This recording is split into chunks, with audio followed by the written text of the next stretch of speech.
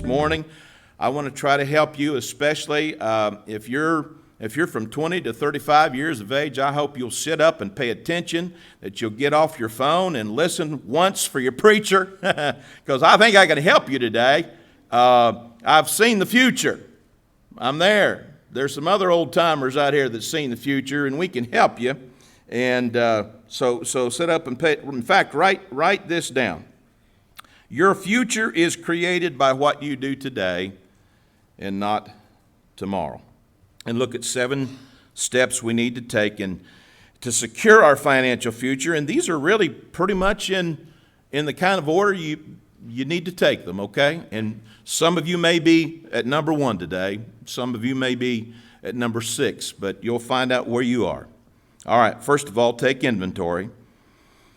Take inventory to get to where you want to go. You've first got to determine where you are. You've got to take a look at your accounts, your checkbook ledger, your account balances, see what's coming in, see what's going out. This day and age, there's so many helpful websites that you can avail, your free websites that can help you take inventory and help you build a budget. A couple that I would suggest are Mint, M-I-N-T. There's another one, if you're a type A personality, there's one called YNAB that stands for You Need a Budget. And I'll put those in the Core resources this week. How many of you are subscribing to Core? Oh, I'm going on another vacation. You really ought to subscribe. I'm going to put those resources in this week's Core. But look at what Jesus said about taking inventory of your lives. Luke chapter 14, he says, "Is there anyone here who, planning to build a new house, doesn't first sit down and figure out the cost, so you'll know if you can complete it? If you only get the foundation laid and then run out of money, you're going to look pretty foolish." So step 1 is to find out where you are, to count the cost, to see the bottom line, to take inventory of your current financial situation. Step 2 is to evaluate your need for life insurance. Now, if you don't have your financial house in order, and you are the main provider for your family, something happens to you, what are you going to leave behind? Are you going to leave a financial burden to your family? Or are you going to leave them with some sort of inheritance? And maybe a life insurance policy is what you need. Proverbs 13:22 says a good person leaves an inheritance. And so a good rule of thumb for life insurance is probably 10 times the amount of your annual income. And you probably ought to just consult a trusted insurance agent if you need more direction on that. But I'm trying to help you think about your future. The third step is to pay off all your consumer debt. And I hope you've checked out that little website I suggested. And I'll put this in Core 2 called undebt.it. Very helpful. Write this down, though. If your outgo exceeds your income, your upkeep will be your downfall. One person makes $100,000 a year, and the other person makes $50,000 a year. Now, the person who makes $100,000 a year spends $110,000 a year, and that's pretty typical for Americans. While the person who makes $50,000 a year spends $45,000. At the end of the year, who has more money? See what I'm saying? Financial freedom begins by simply bringing your spending in line with your income. So after you've taken inventory of your financial situation, you've addressed your financial needs with life insurance, you've paid off consumer debt, then the fourth step is to start an emergency fund. So how long could you live without a paycheck? Look at what Jesus tells us in Matthew 7. He says, "These words I speak to you are not incidental additions to your life, homeowner improvements to your standard of living. They are foundational words to build your life on.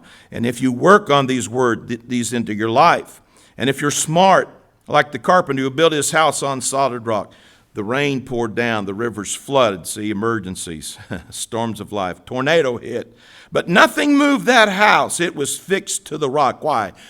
It was prepared. It was ready. But if you just use my words in Bible studies and don't work them into your life, you're like a short-sighted carpenter who built his house on the sandy beach. Oh, the view's good. But when the storms roll in, the waves come up, what happens to that house? It goes down like a house of cards. So once you've paid off your consumer debt, you have an emergency fund, then number 5 is where it gets important. Then you start building a long-term savings plan. Look at this verse in Proverbs 6. It's about saving and storing up for the future. It says, we should learn a lesson from the way, are you sitting down? We should learn a lesson from the way ants live. Now, I wasn't good at biology, but I know that an ant's brain can't be very big. Am I right about that? And the Bible says we're to learn a lesson. They have no leader, no chief, no ruler, but they what? They store up their food during the summer, getting ready for winter. So that should tell us something. If an ant can do it, surely we can too. Doesn't take a lot. We can start with coffee money. Look at this just a few pages over in Proverbs 13. It says, money saved little by little grows. Now let me quickly, this isn't in your outline, but you want to write them down in some sidelines there, some quick ways, some easy ways to save. If your employer has a matching 401k, take advantage of that, max that out, amen? Did you know there's a savings app called Acorns? Anybody know about that? Anybody know about, nobody? Okay.